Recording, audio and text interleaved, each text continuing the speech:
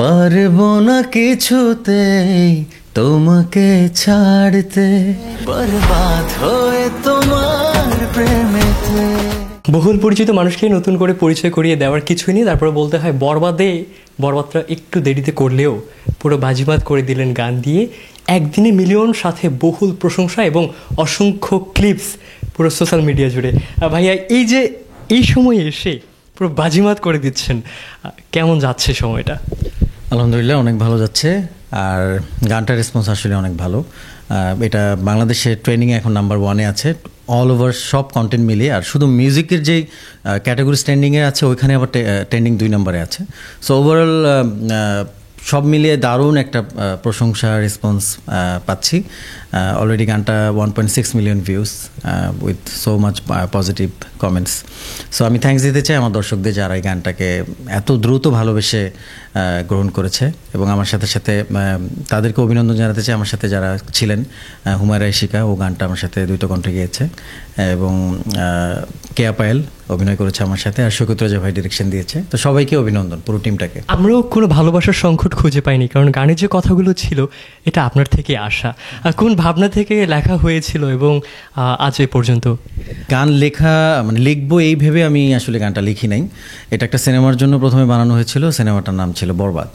বরবাদের জন্যই আসলে গানটা বানানো হয়েছিল। পরবর্তীতে গানটা যখন ডেমো লিরিক্সটা আমি যখন ডিরেক্টরকে পাঠাই, তখন ভাইয়া ডেমোটাই পছন্দ করে। তারপরে উৎসাহ পেয়ে আসলে পুরো গানটা লেখা হয়ে যায়।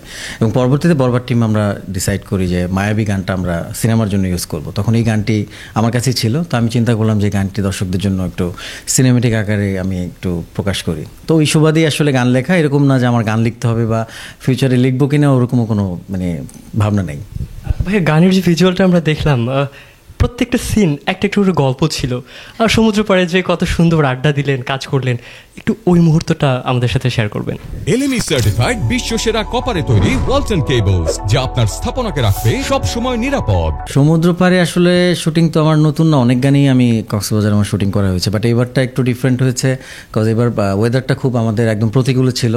2 ঘন্টা পর পরই প্রচুর বৃষ্টি হচ্ছিল এবং প্রচণ্ড বেগ ছিল বাতাসের। তো যেটা হচ্ছিল যে শর্ট দিয়েছি, আবার হঠাৎ করে আবার বৃষ্টি আসছে, সবাই ক্যামেরা নিয়ে দৌড়ে আবার একটা সেফ জোনে চলে যায়। এমন হচ্ছে যে কস্টিউমটা পরেছে ওই কস্টিউমটা টোটালটা ভিজে গেছে, টোটাল আবার অন্য একটা কস্টিউম পরে আবার শর্ট দিতে হচ্ছে। সো এই ব্যাপারটা ইন্টারেস্টিং ছিল। আর ঢাকাতে যে পার্টটা ছিল, যে আগুন লাস্টের যে পার্টটার মধ্যে আমাদের পুরো বাসার সেটটা বানানো, ওটার মধ্যে আগুন ধরিয়ে দেওয়ার যে সিকোয়েন্সটা ছিল, ওইটা আমার জন্য একটু ডিফিকাল্ট ছিল, কারণ এরকম শর্ট আমি আগে কখনো দিইনি। অ্যান্ড আমি তখন খুব মানে কাছ থেকে আগুনের যে তাপ, ওইটা খুব ফিল করছি। অ্যান্ড দ্যাট ওয়াজ সো মানে আমার জন্য অনেক একটু ভয়ঙ্কর ছিল। ভাই, ক্যাপেল আপুর সাথে আবারও কাজ, আপুর সাথে জার্নিটা এবারের কেমন ছিল, কেমন গেল সময়টা? জার্নি বরাবর সবসময় ওর সাথে কাজের অভিজ্ঞতা খুবই দারুণ। ও তো আমার প্রায় 7টা গান করেছে, এর মধ্যে 4টা আমার সাথেই অভিনয় করেছে, আর 3টা গান অন্য কোয়ার্টির ছিল। আর ওর সাথে আমার বন্ধুত্বটাও ভালো। তো সব মিলে এই কারণে কেমিস্ট্রিটা ভালো হয়, স্ক্রিনে দেখতে ভালো লাগে, মানুষ এনজয় করে। এই কারণে মনে হয় যে আসলেই তারা কাপল। দর্শকদের উদ্দেশ্যে খুব চমৎকারভাবে আমরা একটু এই গানের কয়েকটা কলি আপনার থেকে শুনতে চাইবো। আচ্ছা। পারবো না কিছুতেই তোমাকে ছাড়তে, বাঁচতে চাই তোমার হাতে রেখে হাতে, বরবাদ হয়ে তোমার প্রেমেতে, বরবাদ হয়ে তোমার প্রেমেতে। মেঘেদের ভাঁজে চাঁদ চায় যে লুকাতে, আমিও তোমারই হলাম, চাই না হারাতে, বরবাদ হয়ে তোমার প্রেমেতে, বরবাদ হয়ে তোমার প্রেমেতে। ভালোবেসে গানটাকে যারা শেয়ার করছেন তাদের উদ্দেশ্যে আপনার কি বলার?